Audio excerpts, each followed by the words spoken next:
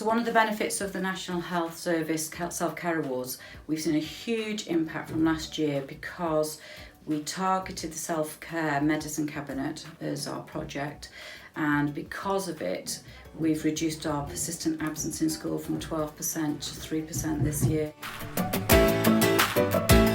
So the school have been involved with Wrenbury Nursing Home and the Doctor Surgery for a number of years as part of the Compassionate Communities. School is very much about health and well-being. It's one of our mottos, is that we all matter. And so over the last few years we've collaborated on a number of projects, and this year it's been about the immunisation and heroes, and it's been important to us that our school family, through the school and the Doctor Surgery, get out the key message that we want to share. It's not about dictating to people what they need to do, but it's making sure that those clear messages that need to be shared get out to as many people as possible.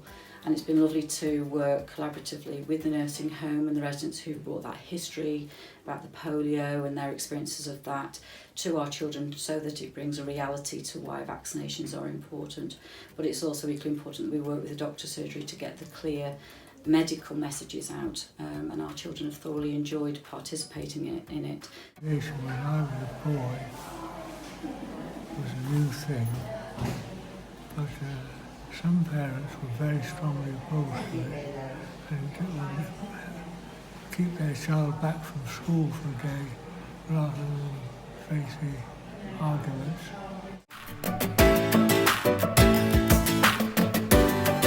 I got some letters about from the people in the nursing home of their memories of polio, and one that we read was that they remember when everyone queued up at the village hall for the polio vaccination.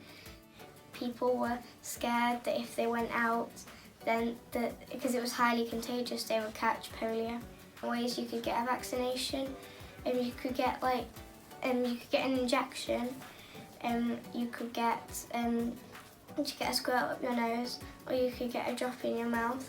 Because somebody said that in the letter that they had a son, and because he had polio, it affected his activities like walking, reading and writing, and he had to carry him around everywhere.